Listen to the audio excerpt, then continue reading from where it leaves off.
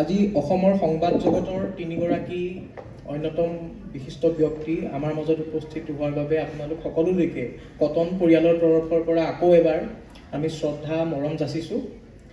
আমি যিখিনি কথা আলোচনা কৰিবলৈ আছিলে সেইখিনি কথা আপোনালোকে আপোনালোকৰ মন্তব্যত ইতিমধ্যে প্ৰকাশ কৰিছে, গভীৰতালৈ গৈছে। আমাৰ এতিয়া প্ৰথমটো প্ৰশ্ন হৈছে যে অসম, ভাৰত বা বিশ্বৰ প্ৰেক্ষাপটত এগৰাকী মানুহ জীয়াই থাকিবলৈ হ'লে তেওঁৰ অৰ্থনৈতিক স্বাৱলম্বিতাৰ দিশটো আমি চাব লাগে। আৰু আমাৰ অসমৰ প্ৰেক্ষাপটত আমি কেতিয়াবা কিছুমান বাতৰি দেখোঁ যে হাঁহ কুকুৰা পালন কৰাৰ বাবে এঘৰীয়া কৰি দিয়া হয় এটা পৰিয়ালক। আৰু সেই বাতৰিবিলাক পৰিৱেশন কৰাৰ পাছতো এই এঘৰীয়া কৰি দিয়া হওক বা এনে সামাজিক সমস্যাবিলাকৰ ক্ষেত্ৰত এটা সুস্থ জনমত আজি পৰ্যন্ত অসমৰ বাতৰি কাকতসমূহে হওক, অসমৰ সংবাদ মাধ্যমসমূহে হওক কিয় আজিলৈকে প্ৰতিস্থাপিত কৰিব পৰা নাই বা ভৱিষ্যতে এনেধৰণৰ কি সম্ভাৱনা আছে, সেই ক্ষেত্ৰত প্ৰথমটো প্ৰশ্ন গৌতম শৰ্মা ছাৰলৈ। এই ঘটনাবিলাক আচলতে অসমীয়া সমাজক সামগ্ৰিকভাৱে ক'ব নোৱাৰে, এটা এটা অংশ, কোনোবা সংগঠন, কোনোবা হেৰি অনুষ্ঠান। আৰু অসমৰ সংবাদ মাধ্যমৰ ভূমিকা আছে বাবেই মই এইটো প্ৰশ্ন সুধিব বুলি জানিছিলোঁ কাৰণে অকণমান মই চাই আহিছিলোঁ। 2010 চনৰ পৰা 2015 চনলৈকে এনেকুৱা ধৰণৰ ঘটনা ৰেজিষ্টাৰ্ড 312টা সংঘটিত হৈছিল অসমত। 2010ৰ পৰা 2015, 2015ৰ পৰা 2020লৈকেহে 287টা হৈছে মানে ৰেজিষ্টাৰ্ড অভিযোগ, যি মানে থানা পৰ্যন্ত পাইছেগৈ। বাকীখিনি হিচাপ মই গম নাপাওঁ। এই যে আপুনি দেখিলে যে 170 বা 150টা মানে ঘটনা আগৰ 5 বছৰতকৈ পিছৰ 5 বছৰমান হেৰি কমিল। তাৰ কাৰণটো হৈছে সংবাদ মাধ্যমত সেই বাতৰিবিলাক আমি সুন্দৰকৈ দিছিলোঁ কাৰণে যে গাহৰি পুহিলে, হাঁহ পুহিলে, মুৰ্গী পুহিলে মানুহক এঘৰীয়া কৰাটো বেয়া কথা। সেই মেছেজটো মানে message given by the media goes to the society positively, and this is the result. ধন্যবাদ ছাৰ। আমাৰ হাতত যিহেতু সময় কম, ইয়াৰ পাছতো আমাৰ অনুষ্ঠান আছে, সেয়েহে প্ৰশ্নবিলাকৰ উত্তৰ অতি সংক্ষিপ্তকৈ দিবলৈ অনুৰোধ জনালোঁ। দ্বিতীয়টো প্ৰশ্ন নিতুমণি শইকীয়া ছাৰলৈ। আমি আন্তঃৰাষ্ট্ৰীয় প্ৰেক্ষাপটত দেখোঁ BBC বা আল জাজিৰা। আমাৰ অসম, ভাৰতৰ প্ৰেক্ষাপটৰ পৰা এনেকুৱা আন্তঃৰাষ্ট্ৰীয় বাতৰি পৰিৱেশন কৰা গোষ্ঠী আজি পৰ্যন্ত আমি দেখা পোৱা নাই। ভৱিষ্যতলৈ এনেধৰণৰ কিবা সম্ভাৱনা আমি দেখিছোঁ নেকি? ধন্যবাদ। আপুনি যিটো কথা কৈছে যে আন্তঃৰাষ্ট্ৰীয় বাতৰি দেখা পোৱা নাই, এইটো শুদ্ধ কথা নহয়। বেলেগৰ কথা মই নাজানো। আমাৰ তাতে প্ৰতিদিন টাইমতে 2014 চনৰ পৰা 2016ৰ আৰম্ভণি সময়লৈকে কণ্টিনিউভাৱে এখন আন্তঃৰাষ্ট্ৰীয় আধা ঘণ্টাৰ বুলেটিন আছিল। আৰু সেই বাতৰি আমি প্ৰত্যেক দিনেই প্ৰচাৰ কৰিছিলোঁ মোটামুটি। বেলেগ চেনেলৰ কথা মই নাজানো। আমাৰ তাত 2খন স্পেচিয়েল বাতৰি আছিল। এখন আছিল বিজনেছ, বাণিজ্যিক বাতৰি এখন, বিজনেছ ৰিলেটেড, য'ত উদ্যোগ, ব্যৱসায় বাণিজ্যৰ অকল খবৰ আছিল। আৰু এখন আছিল আন্তঃৰাষ্ট্ৰীয় বুলেটিন। আৰু দুয়োখনৰ আমাৰ যিটো লক্ষ্যৰ উদ্দেশ্য আছিল, আমাৰ নিজৰ একো এটা উদ্দেশ্য নাছিল, অকল সমাজৰ কথা ভাবি পেলাই আমি কৰিছোঁ। গৌতম শৰ্মাই কিছু সময়ৰ পূৰ্বে যিটো কথা কৈছে যে এটা টেলিভিশ্যন চেনেল চলাবলৈ হ'লে মালিকক কোটি টকাৰ প্ৰয়োজন হয়। যেতিয়া সেই 1 ঘণ্টা সময় এটাত TRP 0 আহে বা 0.123 আহে, কোনোবাই এমাহ চলাব, কোনোবাই 2 মাহ চলাব, কোনোবাই 3 মাহ চলাব, বা অতি বেছি কোনোবাই এবছৰ চলাব। তাৰ পাছত যিকোনো সংবাদ গোষ্ঠী তাৰ ধাৰাবাহিকতা ৰক্ষা কৰিব নোৱাৰে। সামাজিক দায়িত্ববোধতকৈ কেতিয়াবা নিজৰ অৰ্থনৈতিক অৱস্থাটোৱে অগ্ৰাধিকাৰ পায়।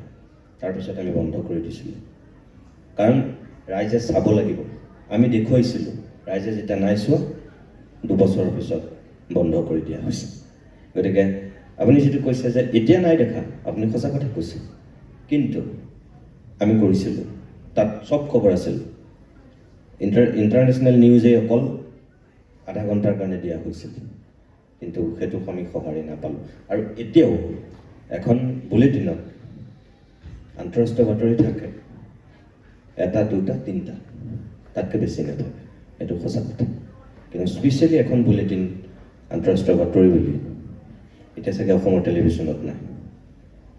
মোৰ উত্তৰটো সেইটো। ধন্যবাদ ছাৰ।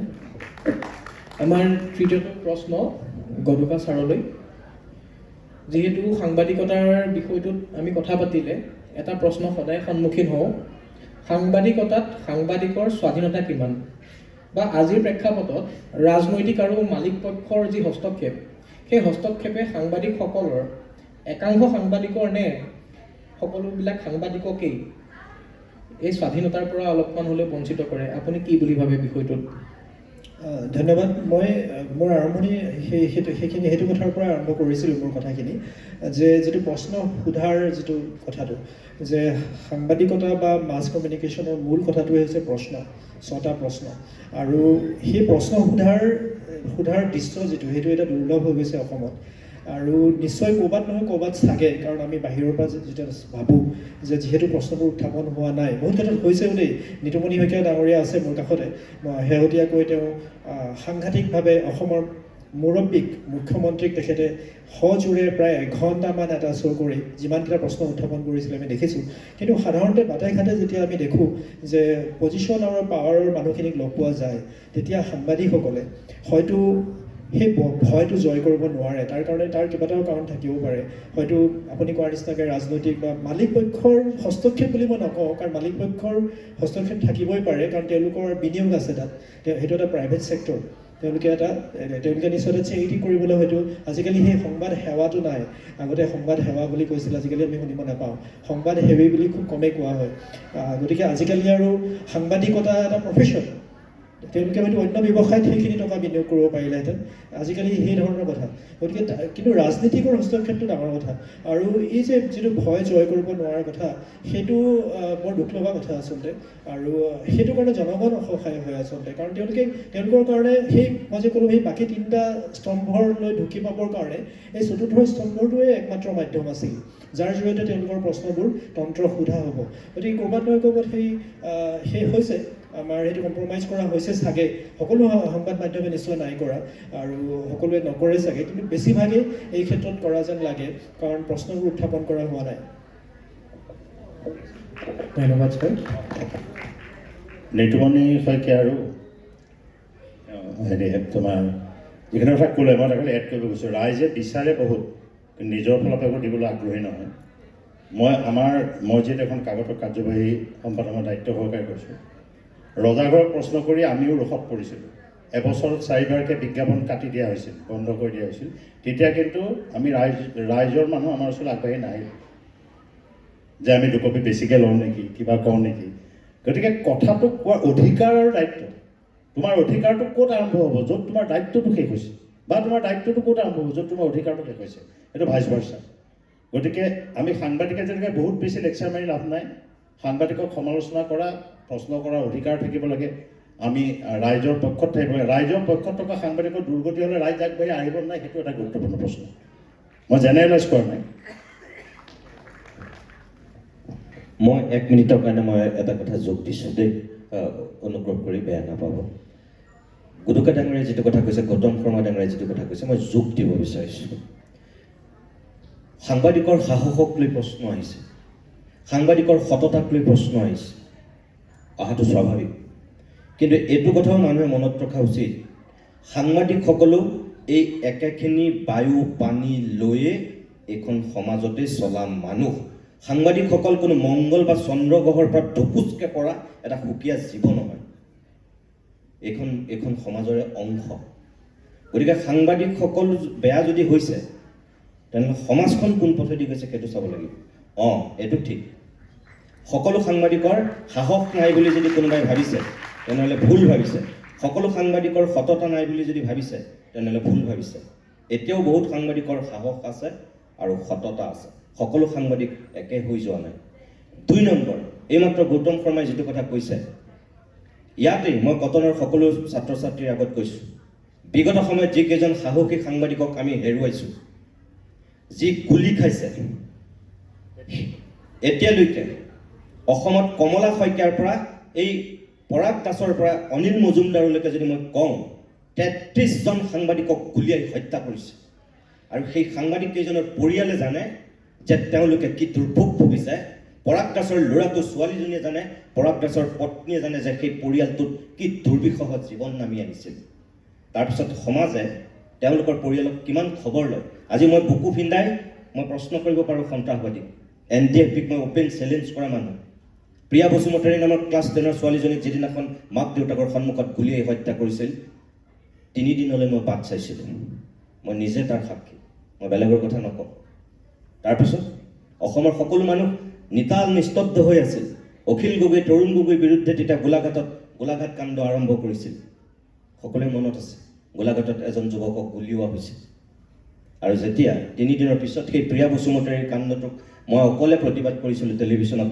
অপেন চেলেঞ্জ কৰিছিলোঁ NDFBক যদি আপোনালোকৰ দম আছে তেনেহ'লে মোক গুলিয়াই দেখুৱাওক যদি আপোনালোকৰ দম আছে তেনেহ'লে ৰকিবুল হুছেইন হিমন্ত বিশ্ব শৰ্মা প্ৰদ্যুৎ বৰদলৈহঁতৰ কোনোবা এটা ফেমিলিৰ মানুহক গুলিয়াই দেখুৱাওক বুলি চেলেঞ্জ কৰিছিল তাৰপিছত গোটেই অসম জুৰি প্ৰতিবাদ হৈছিল অখিল গগৈ মোক সমালোচনা কৰিছিল তৰুণ গগৈ চামচা কৰিছোঁ বুলি ৰাজনৈতিকভাৱে মই ইছ্যুটো ডাইভাৰ্ট কৰিব বিচাৰিছোঁ বুলি কৈছিল প্ৰিয়া বসুমতাৰীক সেইটোত NDFBক অপেন চেলেঞ্জ কৰিছিলোঁ আজি যদি মোক মাৰিলেহেঁতেন মই মৰি গ'লোহেঁতেন তাৰপিছত বাকীখিনি কোনে দায়িত্ব লয় সমাজে সাহসৰ কথা কয় তাৰপিছত সমাজে দায়িত্ব লয় সেই পৰিয়ালবিলাকৰ আজি অনিল মজুমদাৰৰ ল'ৰা ছোৱালীকেইটা কেনেকৈ খাই আছে সমাজে কিমানবাৰ খবৰ লৈছে আজি পৰাগ দাসৰ মৃত্যুৰ দিনাখন এই শ্বহীদ বেদীত গৈ পেলাই যেতিয়া সেৱা কৰে ফেমিলিটোৰ লগত কিমান মানুহ থাকে গুৱাহাটী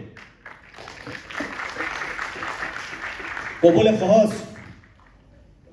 কিন্তু সাংবাদিকৰো এটা ফেমিলি থাকে সাংবাদিকৰো এখন ঘৰ থাকে সাংবাদিকৰ সততাক সাংবাদিকৰ সাহসক অকল প্ৰশ্ন কৰিলেই নহ'ব সমাজখনৰো দায়িত্ব আছে সাংবাদিকক সাহসক তেওঁলোকে শক্তি দিয়াৰ সততাক সন্মান জনোৱাৰ সমাজখনৰ সেই দায়িত্বৰ ভূমিকা কোন পৰ্যায়ত সেইটো আমি চাব লাগিব মই কথাখিনি কোৱাৰ কাৰণে বেয়া পাব নালাগে সাংবাদিকৰ সততা সাহস আছিল আছে আৰু আগন্তুক দিনতো থাকিব সকলো একে নহয় এই 33জন সাংবাদিকক যে মাৰিলে মই এটা এড কৰিম এজনো হত্যাকাৰী ধৰা নপৰিল এজনো হত্যাকাৰী ধৰা 270জন সাংবাদিকৰ গাত গুলি লাগিল এজনো ধৰা নপৰিল ৰাজনীতিকক ভেদ বুলি ক'লে চৌমত কেছ কৰে পুলিচ আৰু ন্যায়ালয় এজনো সাংবাদিকক হত্যাত চৌমত কেছ কোনেও নকৰিলে আমি কি হোৱাট শুড আই ডু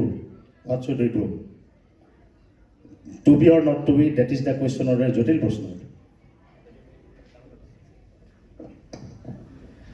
মই মাত্ৰ এটা কথা ক'ব বিচাৰোঁ যে এইটো বৰ এটা অসহায়জনক স্থিতি আচলতে যদি আমি জনগণৰ কথা ভাবোঁ সংবাদ মাধ্যমে যদি এনেধৰণে ভাবে আচলতে যে আমি কি কৰিম আচলতে আৰু সেইটোৱে আচলতে আজিৰ পৰিস্থিতি যে সংবাদ মাধ্যম ইমান সহায় হৈ পৰিছে যে 33জন সাংবাদিকৰ হত্যাৰ পিছত এজনো ধৰা পৰা নাই আৰু সেই ধৰা পেলাব লাগিছিল কোনে সেই গণতন্ত্ৰৰ বাকী 3টা স্তম্ভই সেই 3টাই মিলি তাত ন্যায়পালিকাও আছে বিধায়িনীও আছে আৰু তাত কাৰ্যপালিকাও আছে তেওঁলোকে মিলি পেলাব লাগিছিল আৰু জনগণে তেওঁলোকক নিৰ্বাচিত কৰে তাৰ দ্বিতীয় যিটো কাৰ্যপালিকা প্ৰথম যিটো বিধায়িনী মণ্ডল সেইটো জনগণে নিৰ্বাচিত কৰে বিধায়িনী মণ্ডলৰ পৰাই কাৰ্যপালিকাটো আহে কিন্তু গৈ থৈ কি হ'ল জনগণে কিন্তু এতিয়াও আৰু আগলৈও আৰু সদায় কিন্তু চতুৰ্থ স্তম্ভৰ মুখলৈকে চাব জনগণে কিন্তু সংবাদ মাধ্যমকে গণমাধ্যম বুলি তুলি ধৰিব জনগণে সদায় গণমাধ্যমক সাহসী হোৱাটোৱে বিচাৰিব সৎ হোৱাটোৱে বিচাৰিব আৰু তেওঁলোকৰ জনগণৰ প্ৰশ্নসমূহ গণমাধ্যমৰ জৰিয়তে সংবাদ মাধ্যমৰ জৰিয়তেই বাকী 3টা যিটো স্তম্ভ সেই তন্ত্ৰৰ সন্মুখত উত্থাপিত হোৱাটো বিচাৰিব আমি নিবিচাৰোঁ যে সংবাদ মাধ্যম অসহায় হৈ যাওক আমি বিচাৰোঁ যে সংবাদ মাধ্যম সদায় সাহসী হৈ থাকক ধন্যবাদ হয় ধন্যবাদ আজি আমাৰ সংবাদ মাধ্যমৰ যি এটা অৱস্থা সেয়া আমি সকলোৱে দেখিছোঁ আৰু তাৰ মাজতো আকাশত তৰা জিলিকাৰ দৰে জিলিকি থকা সাহসী নিৰ্ভীক আমি সাংবাদিক দেখিছোঁ এতিয়া দ্বিতীয়টো প্ৰশ্ন গৌতম শৰ্মা ছাৰলৈ সাম্প্ৰদায়িকতা নৰেন্দ্ৰ কুমাৰে তেখেতৰ বিখ্যাত গ্ৰন্থ ধৰ্ম এণ্ড পলিটিক্সত লিখিছে যে সাম্প্ৰদায়িকতাই সমাজখনত বেছি ধৰ্মৰ প্ৰভাৱ বিস্তাৰ কৰিছে এতিয়া সাম্প্ৰদায়িক বাতৰিসমূহ যেতিয়া পৰিৱেশন কৰা হয় তেতিয়া আপুনি কি বুলি ভাবে এই বিষয়টো এইটো আচলতে বহুদিনীয়া কথা সাম্প্ৰদায়িকলৈ যোৱাৰ আগতে মই কৈছোঁ বহুত বিখ্যাত মানুহে কৈ থৈ গৈছে যে পৃথিৱীৰ পৰা ধৰ্ম আৰু দেশপ্ৰেম যদি নাইকিয়া কৰি দিব পৰা যায় এখনো যুদ্ধ নহয় পৃথিৱীত ধৰ্ম আৰু দেশপ্ৰেম যদি নোহোৱা হৈ যায় সকলো যুদ্ধৰ কাৰণ হয় ধৰ্ম নহ'লে দেশপ্ৰেম। দেশপ্ৰেমটো এটা ভাল কথা, মোৰ দেশখনক মই বেছি ভাল পাওঁ, তোমাৰ দেশখনত তুমি দেখি ভাল পোৱা, যুদ্ধটো তাৰ কাৰণে হয়। যদি দেশপ্ৰেমৰ ধৰ্ম নাইকিয়া মানে হেৰি কৰি দিব পৰা হয় তেতিয়াতো হ'ব। তাৰ সাম্প্ৰদায়িকতা কথাটো হ'ল কি, সাম্প্ৰদায়িকতা সদায় বেয়া, সাম্প্ৰদায়িকতা কোনোদিনা ভাল নাছিল, এতিয়াও নহয় আৰু আগলৈ নহ'ব। সাম্প্ৰদায়িকতা জড়িত লোকসকলক শাস্তি দিব পৰা ব্যৱস্থা, কঠোৰ আইন ভাৰতবৰ্ষত কেইবাখনো আছে। এতিয়া সময়তো 20খন মানে হ'ল আইন। তাৰ এক্সিকিউশ্যনৰ দায়িত্বটো কাৰ? সাম্প্ৰদায়িক মন্তব্য কোনে বেছি কৰে? সাংবাদিকে কৰে, শিক্ষকে কৰে নে পলিটিচিয়ানে কৰে? যিসকলে আইন বনায় ৰাজনীতিবিদে তেওঁলোকে সাম্প্ৰদায়িক মন্তব্য তেওঁলোকে কৰে। আৰু সাম্প্ৰদায়িক ৰাজনীতি ভাৰতবৰ্ষত যুগে যুগে যুগে মানে চলি আহিছে। মই নকওঁ যে কেৱল বিজেপিয়ে কৰি আছে, কংগ্ৰেছেও কৰিছিল, AJPও কৰিছিল, UDFও কৰি আছে ধৰ্মীয় ৰাজনীতি। ধৰ্মীয় ৰাজনীতিৰ পৰা যদি ৰাজনৈতিক দলসমূহ আঁতৰি আহে তেতিয়াহ'লে সাম্প্ৰদায়িকতাৰ স্থানটো নোহোৱা হ'ব। আৰু সাম্প্ৰদায়িকতাটো নাইকিয়া কৰিব লাগিলে মই অলপ আগত মোৰ ভাষণত মানে কৈছোঁ যে মানুহ এজন কেৱল লিটাৰেট হ'লে নহ'ব, এডুকেটেড হ'ব লাগিব। কেৱল চহী কৰিব পৰা সাক্ষৰ হ'লে নহ'ব, শিক্ষিত হ'ব লাগিব, মানসিকভাৱে সংস্কৃত হ'ব লাগিব। কামটো টান, কিন্তু মই ভাবোঁ যে অসম্ভৱ নহয়। আৰু এই ক্ষেত্ৰত সংবাদ মাধ্যমে কিন্তু কোনোদিনে, বিশেষকৈ অসমৰ সংবাদ মাধ্যমে কোনোদিনে মই ভাবোঁ যে সাম্প্ৰদায়িকতাৰ পৃষ্ঠপোষকতা কৰা নাই আৰু নকৰে। দুই এটা বিৰল ব্যতিক্ৰম হয়তো থাকিব পাৰে, কিন্তু সাম্প্ৰদায়িকতাৰ সপক্ষে কোনো সংবাদ মাধ্যমে এতিয়ালৈকে অৱস্থান গ্ৰহণ কৰা মোৰ দৃষ্টিগোচৰ হোৱা নাই। ধন্যবাদ। এতিয়া যিহেতু নতুন মাধ্যম এটাৰ সৃষ্টি হৈছে, নিউ মিডিয়া, ছ'চিয়েল মিডিয়াৰ জৰিয়তেও বহুত ইনফ্লুৱেঞ্চাৰে কিছুমান বাতৰি পৰিৱেশন কৰে। তেওঁলোক ডাইৰেক্টলি মিডিয়া হাউচৰ লগত জড়িত নহয়, কিন্তু বিষয়বিলাক নিজৰ দৃষ্টিভংগীৰে তেওঁলোকে সমাজৰ আগলৈ উলিয়াই দিয়ে। এতিয়া অডিয়েঞ্চ ফ্ৰেগমেণ্টেশ্যন, দৰ্শকৰ যোনটো বিভাজন হৈছে, কিছুমান মানুহৰ কাৰণে এজন মানুহ ৰোল মডেল হ'ব পাৰে, তেখেতে কোৱা কথাবিলাক সমাজখনে কিছুমান এচামে বিশ্বাস কৰে, কিন্তু মিডিয়া হাউচৰ এগৰাকী প্ৰৌঢ়া ব্যক্তিয়ে কোৱা কথাও কিছুমান এচামে বিশ্বাস কৰে। এই অডিয়েঞ্চ ফ্ৰেগমেণ্টেশ্যনৰ মাজত এটা সুস্থ জনমত কেনেকৈ অসমৰ প্ৰেক্ষাপটত গঢ়ি উঠিব পাৰে, সম্ভাৱনা ক'ত কেনেকৈ দেখে? শইকীয়া ছাৰলৈ প্ৰশ্ন। সেইটো একে আষাৰে উত্তৰ দিয়াটো সহজ নহয়। মই এনেকৈ ভাবোঁ যে সামাজিক মাধ্যমৰ যিখন প্লেটফৰ্ম, সেইখনত চোৰো আছে, ডকাইতো আছে, লম্পটো আছে, দগাবাজো আছে, বুদ্ধিজীৱীও আছে একেলগে। তাত সঁচাক মিছা কৰি দিব পাৰি, মিছাক সঁচা কৰি দিব পাৰি। কাৰোবাক উঠাওঁ বুলি ক'লে উঠাই দিছে, কাৰোবাক ডুবাওঁ বুলি ক'লে ডুবাই দিছে। যিহেতু তাত কোনো মনিটৰিং নাথাকে, গতিকে তাত যি মন যায় তাকে কৰিব পাৰিছে। যেতিয়ালৈকে চৰকাৰে সেইবিলাকৰ ক্ষেত্ৰত কোনো কঠোৰ নীতি নিয়ম প্ৰৱৰ্তন নকৰিব, তেতিয়ালৈকে সেইটো চলি থাকিব, তাৰ কোনো উপায় নাই মই ভাবোঁ। কিন্তু আমি পেপাৰ বা আমি টেলিভিশ্যনত আমি সেইটো কাম কৰিব নোৱাৰোঁ। MIB আমাক ধৰিব, আমাৰ লাইচেঞ্চ কেঞ্চেল কৰি দিব। আমি যদি নেদেখুৱাবলগীয়া দৃশ্য দেখুৱাই দিওঁ, আমালৈ নটিচ আহিব, আমাৰ কাৰোবাৰ চাকৰি যাব। আমি কেতিয়াও ৰেপ কৰা ছোৱালী এজনী ছবি আমি দেখুৱাই দিব নোৱাৰোঁ, আমি নামটো কৈ দিব নোৱাৰোঁ। আজিলৈকে অসমৰ কোনো পেপাৰে, কোনো টেলিভিশ্যনে যিমানবিলাক ধৰ্ষিতা হৈছে, কাৰোবাৰ নাম ক'ৰবাত লিখিছে নেকি? কাৰোবাৰ ছবি কোনোবাই কেতিয়াবা দেখুৱাইছে নেকি? নাই নেদেখুৱায়। কিন্তু পৰ্টেলবিলাকত, যিবিলাক ফেচবুকত আহি যায়, ইউটিউবত, তাততো নাম কৈ দিয়ে। আমিহে নক'লোঁ, তাততো কৈ দিছে, কোনোবাইতো ছবিও দেখুৱাই দিছে। কেতিয়াবা সেইবোৰ আইনৰ দৃষ্টিত ধৰা পৰিছে, কাৰোবাক হয়তো আৰক্ষীয়ে মাতি নিছে, কোনোবা জেললৈও গৈছে। কিন্তু কিছুমান মুকলি আকাশৰ তলততো তেওঁলোক বিন্দাছ চলি আছে। গতিকে মানুহৰ মানসিকতাটোৰ পৰিৱৰ্তন হ'ব লাগিব। যেতিয়ালৈকে চৰকাৰে ৰুলছ ৰেগুলেশ্যন নানে, তেতিয়ালৈকে মানুহ নিজে সজাগ হ'ব লাগিব। আৰু এইবিলাকৰ লগত যিবিলাক মানুহ জড়িত হৈছে, তেওঁলোকে অকল ভিউজৰ কাৰণে সেইবিলাক কাম কৰে। কিন্তু বাতৰি কাকত এখনে চাৰ্কুলেশ্যন বৃদ্ধিৰ কাৰণে চব কাম কৰিব নোৱাৰে। টেলিভিশ্যন চেনেল এটাই, মানুহে ভাবে যে আমি TRPৰ কাৰণে চব কাম কৰোঁ বুলি। মিছা কথা। TRPৰ কাৰণে চব কাম নকৰে। মই এটা সৰু উদাহৰণ দিছোঁ, কি কৰা উচিত, কি কৰা অনুচিত। মোক কোৱাৰ কাৰণে বেয়া নাপাব ইয়াত। শেহতীয়াকৈ মই এটা সাক্ষাৎকাৰ লৈছিলোঁ মৌ বিহুক লৈ। বহুতে মোক কৈছে যে মই TRPৰ কাৰণে সেইটো পৰ্যায়লৈ যাব নালাগিছিল। মই হেনো TRPৰ কাৰণে কাম কৰিলোঁ মৌ বিহু অনুষ্ঠানটো। একেখিনি মানুহে চাব এতিয়া আগদিনাখন মই বহুৱাইছিলোঁ পৰিধি শৰ্মা ডক্টৰ পৰিধি শৰ্মাক লৈ গোটেই তালফাল লাগি আছিল পৰিধি শৰ্মা সঁচাকৈ তেওঁ সেইগৰাকী মানুহ হয়নে তেওঁ লিখা মেলা কৰিছিল নে চবেই এটা একদম ধুমুহা বলিছে সেই পৰিধি শৰ্মা অনুষ্ঠানটোৰ চোৱা 90% মানুহৰে মোলৈ চাগে প্ৰশ্ন আছিল মোক নিজেও মেছেজ দিছে আপুনি পৰিধি শৰ্মাক বহুৱাই ঠুকুচিছে আপোনাৰ দম আছে যে এই সৃজনী মহন্ত ভাস্বৰক বহুৱাবলৈ এনেকুৱাকৈ প্ৰশ্ন কৰিছে আপোনালোকে চাব ইউটিউবতো আছে ফেচবুকতো আছে বহুতে মোক প্ৰশ্ন কৰিছে পিছদিনাখন মই আনি তেওঁক বহুৱালোঁ তেওঁ তাত নক'বলগীয়া কথা কৈ দিলে এটা লাইভ শ্ব' মই কি মুখখনত গৈ এনেকৈ থাপ মাৰি ধৰিব লাগিছিলে নেকি তেতিয়া মই নোৱাৰোঁ লাইভ শ্ব' এটাত আপোনাৰো অধিকাৰ আছে তেখেতৰো অধিকাৰ আছে এখেতৰো অধিকাৰ আছে কোনে কি ক'ব নোৱাৰোঁ মই তেওঁক বাৰণ কৰিছোঁ কোৱাৰ পৰা মইতো তেওঁক গোটেই সভা ক'বলৈ দিয়া নাই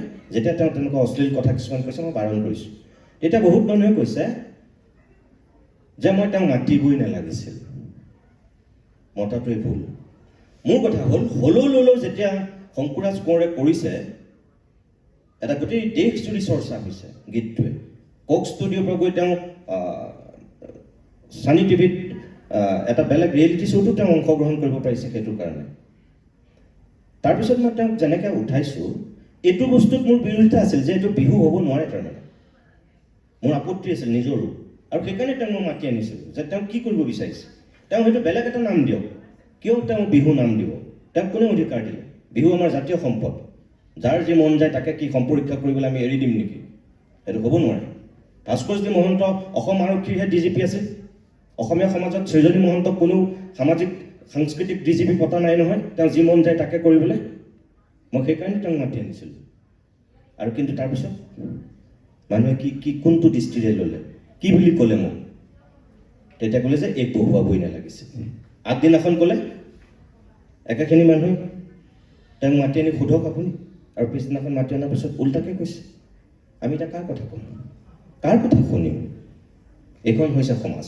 স্ববিৰোধী নিজৰ কোনো স্থিতি নাই গতিকে তাৰ মাজত সংবাদ মাধ্যমে মই ভাবোঁ চবেই যদি ভাবিছে যে অকল ভিউজ লাগে বা TRP লাগে এইটো নহয় এইটো এটা সামাজিক দায়িত্ব আছে মই বিহুক বিহু কৰি ৰাখিবৰ কাৰণে সেই অনুষ্ঠানটো কৰিছিলোঁ ছোৱালীজনীয়ে অশ্লীল কথা কৈছে বেয়া কথা কৈছে ইয়াত কটনত পঢ়া ল'ৰা ছোৱালীবিলাকক মই ক'ম যদি কাইলৈ পৰহিলে তোমালোক ক'ৰবাত টেলিভিশ্যনত যোৱা তোমালোকে অন্ততঃ এইটো কথা তোমালোকৰ জনাৰ শিষ্টাচাৰ কি বস্তু শ্লীলতা কি বস্তু অশ্লীল কি বস্তু তোমালোকৰ মিনিমাম সেইখিনি জনাৰ এটা কেপাচিটি থাকিব লাগে সৃজনী মহন্ত প্ৰতিভাশালী ছোৱালী আছিল কিন্তু তেওঁ তেনেকুৱা অদ্ভুত অসভ্য কথা কৈ দিব বুলি মোৰ সপোনৰো গোচৰ যে এনে পঢ়িলে নহ'ব মানুহ ক'ত কেনেকৈ কথা ক'ব লাগে সেইখিনি মানুহে অন্ততঃ জানিব লাগিব স্থান কাল পাত্ৰভেদে মানুহে জানিব লাগিব মানুহৰ এটা বিবেক আছে কটনত পঢ়িলে নহ'ব কটনীয়ান হ'লে নহ'ব সমাজখনৰ প্ৰতি যিটো দায়িত্ববোধ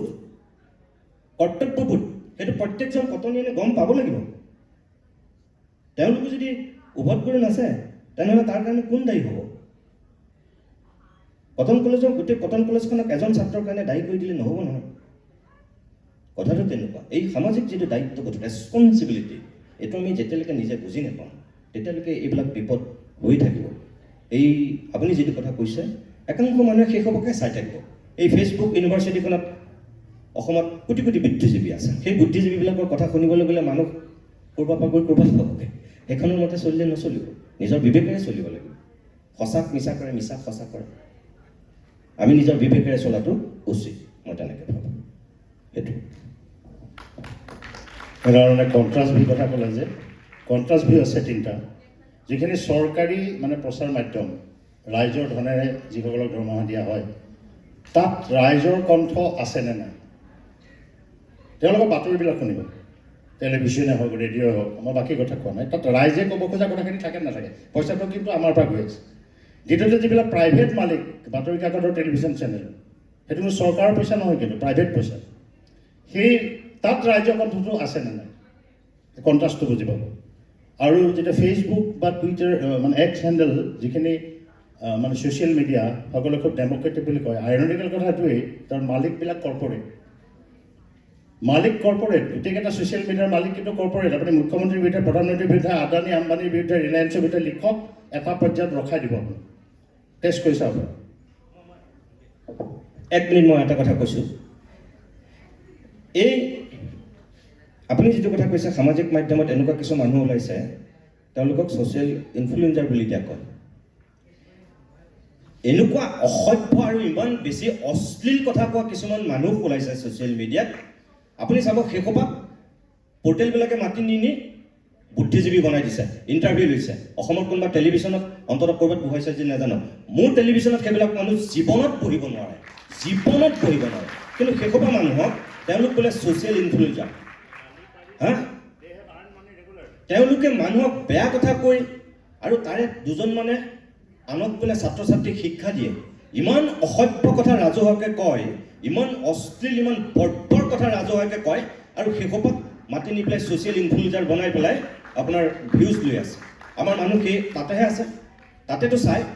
আৰু সেইসোপাক এতিয়া বিহু মঞ্চতো বহাইছে, এইবাৰ 2 এজনক এইবাৰ দেখিছোঁ মই। এইটো কেনেকুৱা মানুহৰ মানসিকতা? 2 নম্বৰ কথা, এই যে মই সৃজনী মহন্তৰ কথাটো ক'লোঁ, তেওঁ যে বেয়া কথা, অসভ্য কথাকেইটা মোৰ টক শ্ব'টোত ক'লে, মই আমাৰ পেজৰ পৰাই উঠাই দিলোঁ। পেজৰ পৰা উঠাই দিলোঁ মই ছেকেণ্ড পাৰ্টটো। ফাৰ্ষ্ট পাৰ্ট, থাৰ্ড পাৰ্ট থাকিলে, ছেকেণ্ড পাৰ্টটোত তেওঁ সেইখিনি কথা কৈছিলে কাৰণে মই উঠাই দিলোঁ। উঠাই দি কি কৰিলোঁ, এডিট কৰি, সেই কথাখিনি এডিট কৰি তাৰপিছত আকৌ বাকীখিনি দি দিলোঁ। আপোনালোকে চাগে সকলোৱে দেখিছে। এতিয়া মোক হাজাৰৰো বেছি মানুহে প্ৰশ্ন কৰিছে, সেই তেওঁলোকে সেইটো কাটি পেলাই উলিয়াই লৈছে, লৈ পেলাই মোক তাত দি পেলাই কৈছে, আপুনি এইখিনি কিয় এডিট কৰি দিলে? তেওঁলোকে নিজে নিজে দি দিছে। মোক এতিয়া কথা কওক, সৃজনী মহন্তৰ বাৰু মগজু নাছিল, সেইখিনি মুহূৰ্তত ক'ব নলগীয়া কথাটো ক'লে। এই বাকীসকলে যে এতিয়া সেই এডিট কৰা পাৰ্টটো দি দিছে, তেওঁলোক সৃজনী মহন্ততকৈ কোন চাত তলৰ হ'ল নে ওপৰৰ হ'ল? তেওঁলোকতো সৃজনীতকৈ বেছি অধম।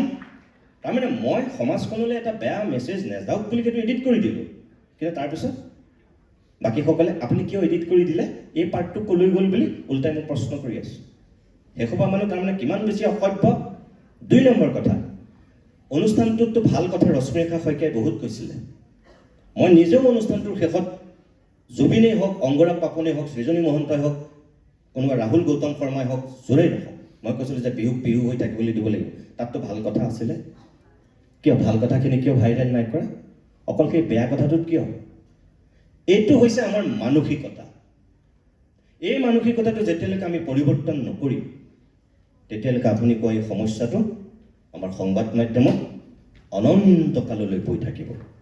এইটোৱেই কাৰণ। আমাৰ মানসিকতা চেঞ্জ হ'ব লাগিব, আমি নিজে ঠিক হ'ব লাগিব। আমি লোকক সমালোচনা ঠিকেই কৰোঁ, কিন্তু নিজে কি কৰিছোঁ আমি সেইখিনি নাচাব লাগিব। আমি বয়কট কৰিব লাগিব। এই যে বেয়া কথা কোৱা, অসভ্য কথা কোৱা এসোপা যে, এতিয়া মই নাম ক'ব পাৰোঁ ইয়াত, মই নকওঁ তেওঁলোকক, কিন্তু তেওঁলোকক যে বৰপিয়া পাৰি পাৰি নি পেলাই যে একদম হিৰো বনাই আছে, এইটো আমাৰ দুৰ্ভাগ্য। ছ'চিয়েল মিডিয়াৰ প্লেটফৰ্মত ইয়াতকৈ জঘন্য কথা একো হ'ব নহয়। এইটো চেঞ্জ কৰিব লাগিব। মানসিকতা কথা ক'লে মই এটা মনত পৰিল দেই। এই যিটো মানে সাক্ষাৎকাৰ যিটো লেঠা আমাৰ নাই মানে প্ৰিণ্ট মিডিয়া, গতিকে আমি চাই ল'ব পাৰোঁ। এইটোতো মানে সম্ভৱ নহয় লাইভত থাকোঁতে। ধৰি ল'লোঁ কটন বিশ্ববিদ্যালয় বা গুৱাহাটী বিশ্ববিদ্যালয় নাকৰ যেতিয়া A+ পৰা গ্ৰেড পায়, প্ৰিণ্ট মিডিয়ালৈ মানে খবৰটো দিয়ে, হয় VC খবৰ দিয়ে, ৰেজিষ্টাৰে দিয়ে, DSW দিয়ে, GS বা VP কোনোবাই দিয়ে। 5জন 6জন 10জন মানুহে আমাক দিয়ে মেক্সিমাম। যেতিয়া 2টা হোষ্টেলৰ মাজত মাৰপিট লাগে, কটন বা গুৱাহাটী ইউনিভাৰ্চিটিৰ ল'ৰা ছোৱালী ফোন ধৰি আমি তত নাপাওঁ, ছাৰ অমুক অমুক হোষ্টেলৰ মাজত মাৰপিট লাগিছে, অমুক হোষ্টেল ভিডিঅ' পঠায়, অমুক পঠায়।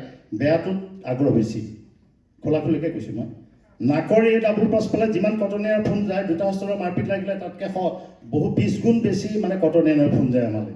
আৰু তাতকৈ ডাঙৰ কথা, কাষৰ যিখন আমাৰ নিউজ পেপাৰ এজেঞ্চি আছে, মাৰপিট লগাৰ পিছদিনাখন চাৰ্কুলেশ্যন বঢ়াই দিবলৈ কোৱা হয়, 50 কপি বা 100 কপি, সেই কটনীয়ানে কয় বা গুৱাহাটী বিশ্ববিদ্যালয়ৰ ল'ৰা ছোৱালীয়ে কয়। এইটো হৈছে ৰুচি তাৰমানে। মই একদম ফ্ৰেংকলি কৈছোঁ, তাৰ কিবা প্ৰমাণ লাগে যদি মোৰ হাতত মজুত আছে, মোৰ পৰা লৈ ল'ব পাৰিব। ধন্যবাদ। এতিয়া যিহেতু বিশ্বায়নৰ যুগ, আমাৰ ভাৰতবৰ্ষৰ চৰকাৰখনে যদি ছ'চিয়েল মিডিয়া ইউজত এটা মনিটৰিং ছিষ্টেম লগায়, তেতিয়াহ'লে ভাৰতবৰ্ষৰ বাহিৰৰ যোনখিনি ছ'চিয়েল মিডিয়া ইউজাৰ, তেওঁলোকৰ ওপৰত এটা ইউনিভাৰ্চেল মনিটৰিং ছিষ্টেম নথকাৰ বাবে তাৰ বেয়া প্ৰভাৱবিলাক আমাৰ ইয়াত পৰিবও পাৰে। এইটো এটা সম্ভাৱনা, এইটো এটা বাস্তৱ। কিন্তু আমি আমাৰ অসমৰ ফালৰ পৰা, অসমৰ সংবাদ জগতৰ ফালৰ পৰা এটা ইউনিভাৰ্চেল মনিটৰিং ছিষ্টেম নিৰ্মাণ কৰিবলৈ আমাৰ যিসমূহ আন্তঃৰাষ্ট্ৰীয় সংস্থা আছে, আন্তঃৰাষ্ট্ৰীয় সংগঠন আছে, তালৈ আমি কিবা এটা অৱদান আগবঢ়াব নোৱাৰোঁনে?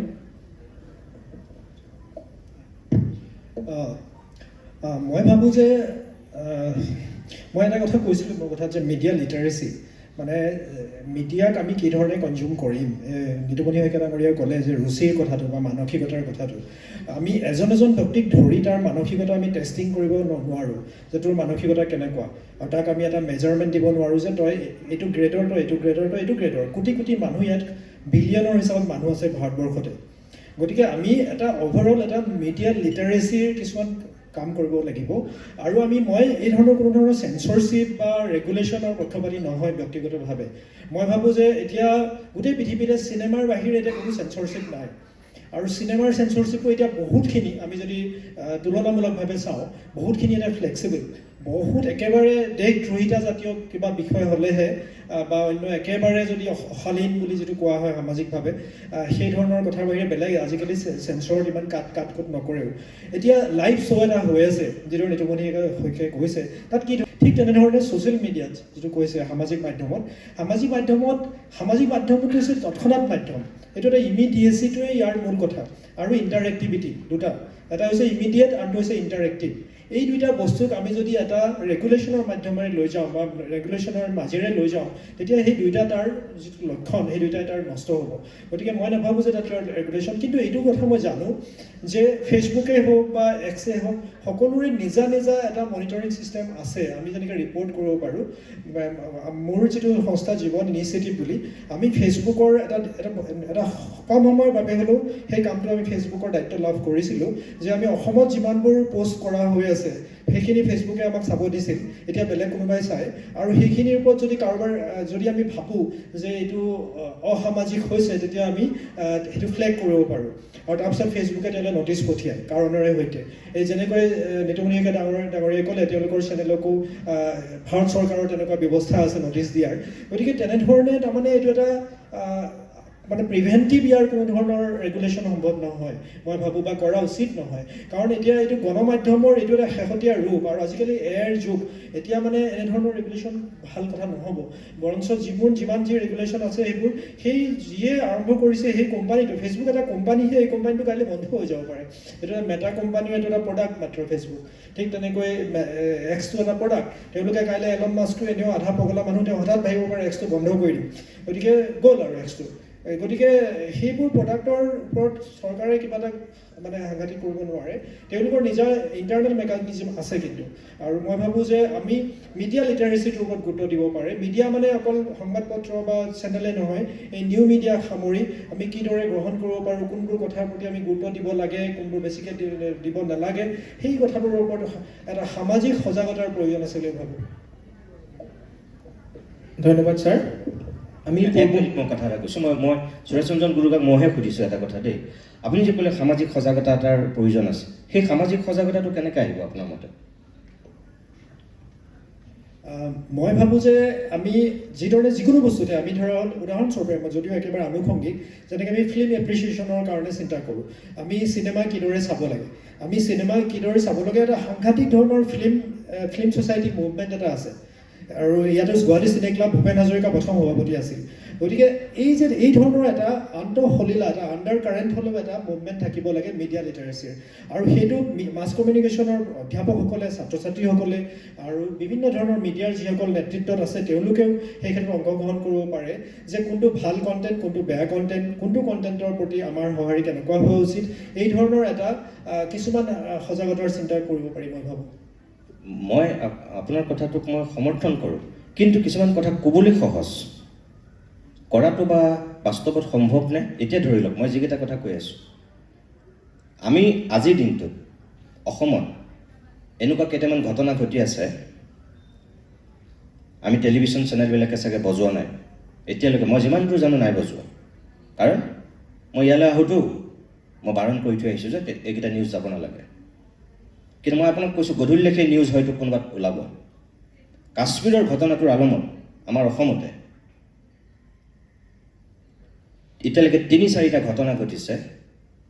কোনোবা এটা বিশেষ সম্প্ৰদায়ৰ মানুহ কালি ৰাতিটোৰ ভিতৰত পিটি মাৰি খেদি দিয়া হৈছে, কিন্তু বাতৰি এতিয়ালৈকে ওলোৱা নাই।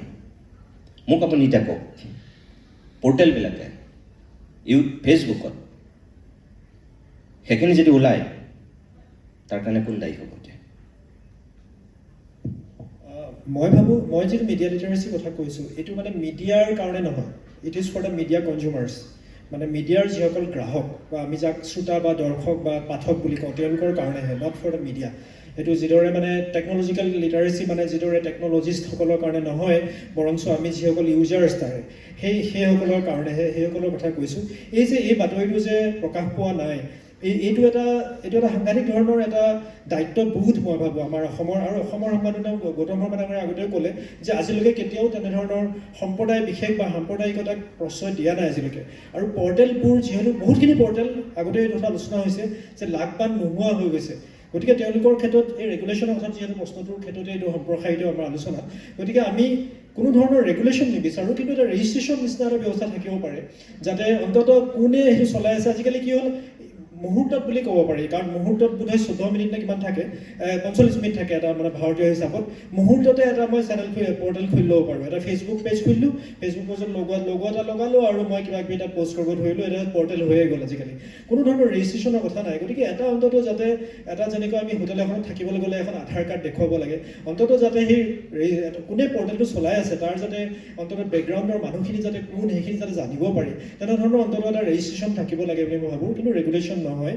আৰু মোৰ ক্ষেত্ৰত মিডিয়া লিটাৰেচিৰ ধাৰণাটো সেইটোৱে, মানে যিটো এটা ৰেচিভাৰ চেণ্ডত যিসকল মানুহ আছে তেওঁলোকক লিটাৰেট কৰাটো। Thank you. ধন্যবাদ। আমি পূৰ্বতেও যিহেতু কৈছিলোঁ যে ইয়াৰ পিছত আমাৰ দুটা বিশেষ অনুষ্ঠান আছে, সেয়েহে ইয়াত উপস্থিত ছাত্ৰ ছাত্ৰী বা দৰ্শকৰ জনমত গঠন কৰাৰ ক্ষেত্ৰত সংবাদ মাধ্যমৰ ভূমিকাৰ ওপৰত কিবা প্ৰশ্ন থাকিলে সুধিব পাৰে।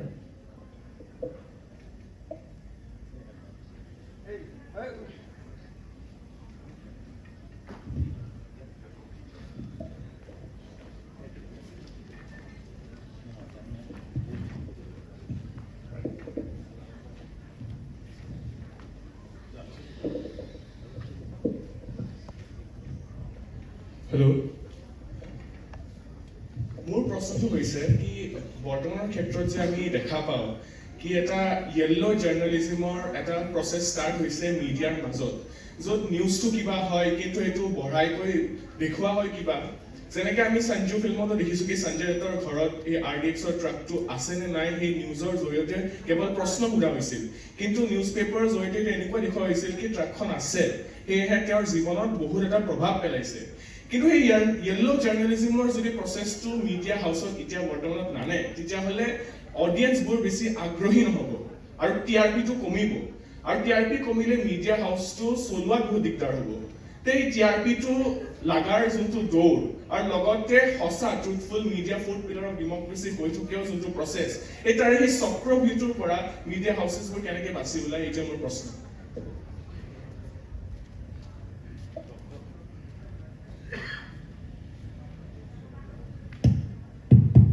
চক্ৰবেহুটোৰ পৰা বাচিব লাগিলে আমি তিনিজনে কৈ গৈছোঁ যে হালধীয়া সাংবাদিকতাটো আচলতে আমি ভবা নিচিনা নহয়। হালধীয়া সাংবাদিকতাৰ আৰম্ভণিটো খুব পজিটিভ আছিল, তো পিছৰ ফালে বাৰু বেলেগ বেলেগ হ'ল। এটি তাৰিখত হৈছে হালধীয়া সাংবাদিকতাটো হৈছে দায়িত্ব জ্ঞান শূন্য যিটো সাংবাদিকতা, সেইটোকে হয়তো তুমি ক'ব বিচাৰিছা, নহয় জানো? তো সঞ্জুৰ কথা বাৰু মই নকওঁ, সেইটো দিন হ'ল। এতিয়া মানে কথা হ'ল কি, চক্ৰবেহুটোৰ পৰা আমি ওলাই যাব পাৰিম সেইদিনাই যিদিনাখন পাঠকে বা দৰ্শকে এই বাতৰি কাকতখনৰ বা এই টেলিভিশ্যন মানে চেনেলটোৱে ভুৱা বাতৰি কৰে বুলি জনাৰ পাছতো এই বাতৰি কাকতখন আৰু টেলিভিশ্যন চেনেলটো বাদ দিয়ে চাবলৈ বা পঢ়িবলৈ, সেইদিনাই আমি সেই চক্ৰবেহুৰ পৰা ওলাই আহিব পাৰিম। হয়, এবাৰ ইংলেণ্ড তোমাৰ আমেৰিকা আৰু কিউবাৰ মানে যুদ্ধ লাগি আছিল। দি মেক্স নামৰ যিখন নিউজ পেপাৰ, তাৰ মালিকে এজন চিত্ৰকৰ মানে ছবি অঁকা মানুহ, তেওঁক মানে ক'লে যে তুমি কিউবালৈ যোৱা আৰু সেই যুদ্ধৰ ছবি আঁকি, জীৱন্ত ছবি আঁকি মোলৈ পঠাই দিয়ে। যেতিয়া তেওঁ কিউবালৈ গ'ল তেতিয়া দেখিলে যে যুদ্ধ শেষ হ'ল। তেওঁ মালিকক মানে ক'লে, সম্পাদকক তেওঁ ক'লে যে যুদ্ধ শেষ হ'ল, মানে কি ছবি আঁকিম? তেতিয়া তেওঁক মানে কোৱা হৈছে যে তোমাক পঠোৱা হৈছে যুদ্ধৰ ছবি আঁকিবলৈ, তুমি যুদ্ধৰ ছবি আঁকা, যেতিয়া সময় হ'ব মই নিজে যুদ্ধ বন্ধ কৰিম। বুজি পাইছা? আৰু এইটোৱে প্ৰথমটো হালধীয়া সাংবাদিকতাৰ খুব চাঞ্চল্যকৰ বাতৰি বুলি ধৰে বিশ্বৰ সংবাদ মাধ্যমত। এইবিলাকৰ খুব বেছি স্থায়িত্ব নাথাকে, কিন্তু প্ৰব্লেমটো কি, এটা বেয়া শক্তি ধ্বংস হ'লে বেলেগ আকৌ দুটা বেয়া শক্তিৰ জন্ম হয়। গতিকে বেয়াখিনিক আমি এভইড কৰিব লাগিব, বাদ দিব লাগিব, অস্বীকাৰ কৰিব লাগিব, তেতিয়াহে ভালখিনিয়ে স্বীকৃতি পাব আৰু সুস্থ সংবাদ আৰু সুস্থ সমাজ গঠনত সহায়ক হ'ব। আপোনালোকৰ ইমান ব্যস্ততাপূৰ্ণ জীৱনৰ মাজতো অলপমান সময় আহি আমাৰ কটন পৰিয়ালক দিয়াৰ বাবে, আমাৰ ছাত্ৰ ছাত্ৰীখিনিক সাংবাদিকতাৰ বিষয়ে কোৱাৰ ক্ষেত্ৰত, জনমত গঠনৰ ক্ষেত্ৰত সংবাদ মাধ্যমৰ কেনে ভূমিকা হ'ব, এই ক্ষেত্ৰত আপোনালোকৰ যি সাৰুৱা গভীৰতা থকা বক্তব্য, তাৰ বাবে কটন পৰিয়ালৰ তৰফৰ পৰা আপোনালোকক পুনৰ এবাৰ ধন্যবাদ, শ্ৰদ্ধা নিবেদিছোঁ আৰু ইমানখিনিতে আমাৰ এই অনুষ্ঠানটো সামৰণি পৰিছে বুলি ঘোষণা কৰিছোঁ। ধন্যবাদ।